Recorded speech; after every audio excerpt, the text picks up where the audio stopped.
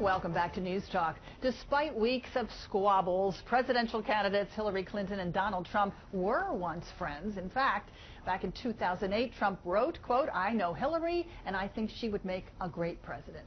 Well, the Bill Clinton Presidential Library is set to make public 500 pages of records pertaining to Republican presidential candidate Donald Trump. And here to talk about it, we have Politico reporter Gabriel DiBenedetti. Good to see you, Gabe. Thanks for having me. So I'm wondering, first of all, about these records, why they're coming out now. It's been so many years since the Clinton presidency. Was there a request, a Freedom of Information Act request, maybe? There was one, and there had been one in the past, and nothing had been brought up, but there was another one, and at some point in April, we're going to see these 500 pages, and it seems like this is happening because obviously Donald Trump is of interest to people these days, to say the least, and as you said, they used to be friends, so this is going to cover interactions between Bill Clinton and Donald Trump, letters between the two, information within the White House about what they were thinking when Donald Trump was talking about running for president in 2000 for the Reform Party, things like that. Have you gotten a look at the papers yet? I haven't yet, no, and I'm really interested to see what it has because obviously the Clinton camp isn't thrilled with Trump these days. You know, he has been out there talking about Bill Clinton's past and how it's going to be a liability for Hillary, and that's something that the Clinton people obviously don't like to talk about.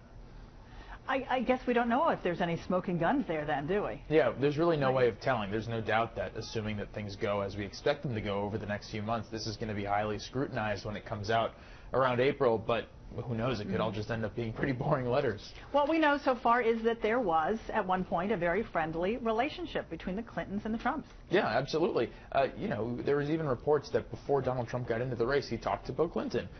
Not to say that Bill Clinton told him to get in, but these are two people that certainly know each other socially. Hillary Clinton went to Donald Trump's last wedding. There's that picture of them, and she's asked about it sometimes. That's not to say that they're close buddies. They knew each other in New York. I don't think they're exactly best friends these days. And then didn't Trump also contribute to the Clintons' charitable trust? Sure, yeah, and he has said in the past, as you noted, that he was supportive of Hillary Clinton. He's someone who has been supportive of Democrats in the past, and that's something that Clinton has pointed out, basically saying this guy's not, a real conservative. But at the same time, it's not really useful for her to say this guy likes Democrats right now because she thinks she can beat him in the general election, so she's fine with him being the nominee. And he went farther than just supporting Democrats because he went so far as to say that Hillary is very, very capable and expects her to be nominated. That's right. That's right. And that's something that you see the Clinton camp bring up once in a while. He's not the only one, but he's someone who is obviously leading the polls on the Republican side, and he's out there saying, well, this lady should be pretty good.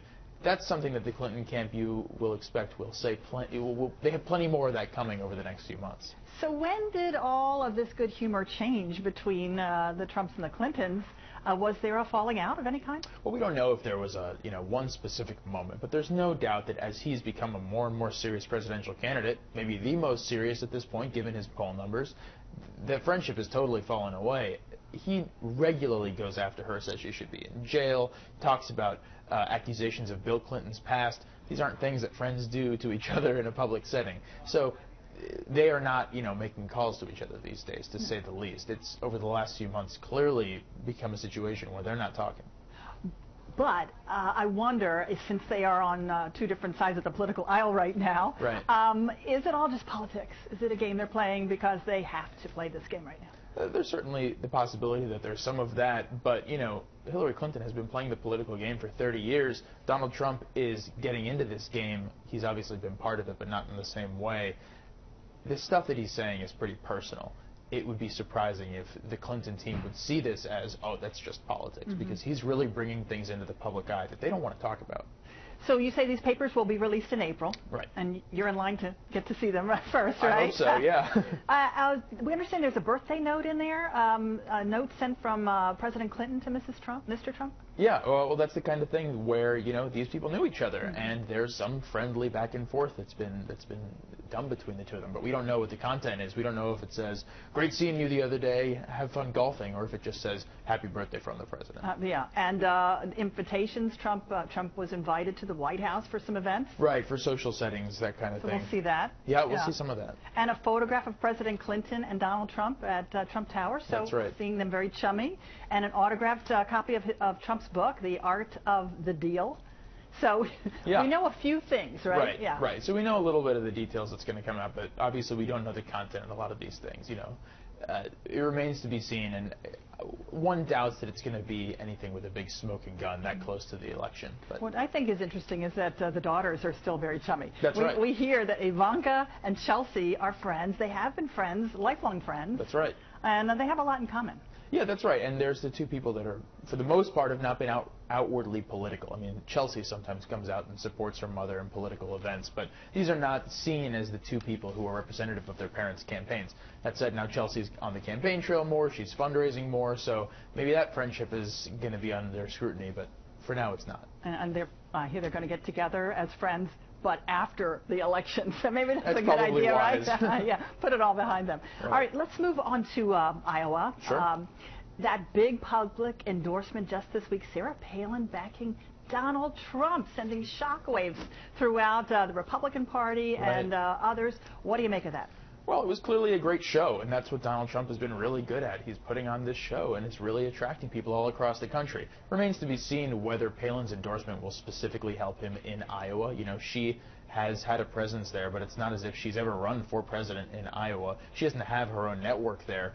But in terms of creating a spectacle, in terms of riling up conservatives that are pretty anti-establishment, this is in the Trump playbook, and it sort of makes sense. But what's really curious is that Palin did back Senator Ted Cruz back for his 2012 Senate race. Right. So now she's changing. Right, now she's going after him. It's pretty Trumpian. You know, he's someone who also has supported a lot of these people and now goes after them, like Clinton. But you're right, she supported Cruz in 2012 when he ran for Senate. And in the actual release that Trump put out saying, hey, Sarah Palin has endorsed me, he quotes Ted Cruz saying Sarah Palin knows how to pick winners. So there's a little bit of a back and forth going between Cruz and Trump right now in Iowa, and Palin has found herself in the middle of it. And since the poll numbers are so close between Trump and Cruz in Iowa, this is very important, and it really is a blow to Cruz, right? Well, yeah, it remains to be seen how many voters are swung by this, but there's no doubt that Trump had the story of the day, and at this point, with so few days before Iowa, they're really fighting to be the story every day, and because it's so close, having someone who is seen as a big conservative endorser can't hurt. No. Do you think this is enough to push Trump a little further ahead in Iowa? It remains to be seen, because the Iowa situation is, it's caucuses, it's not voting, so it's really going to come down to what their ground game looks like. And, you know, there's been a lot of reporting about the state of the Trump ground game, which is not as sophisticated as the Cruz one. If this energizes enough people in the right places, sure, but we're not sure yet what that's actually going to look like on the ground. Everybody knows Sarah Palin is conservative. I mean, she's pretty much the Tea Party darling, right? So for her coming out in support of Trump, I mean, people are kind of questioning just how conservative he is. Because in the past, he's had some flip-flopping positions on gun control and abortion, those kinds of things. His foreign policy not really clearly articulated at this point. Sure. So is he a conservative? He has said a lot of things recently that are in line with what conservatives currently feel. Let's put it that way. What the current Cruz argument is this guy is just saying this stuff to rile you all up. He's not a real conservative. He's backed amnesty in the past for illegal immigration. You know, he has supported Democrats. This is not someone who really supports your values. He's just doing this because you people are listening to him. And that has caught on with some voters, but you're going to see more and more of that as voting gets closer. You're going to see people like Cruz and even like Rubio, who is also quite conservative, but not so much as Cruz, saying, you know, this Donald Trump guy is appealing to you Tea Partiers, but he doesn't believe this stuff. We'll have more of our political discussion coming up. Stay right where you are, Gabe. We're back with Gabe, and we'll have more news talk right after this.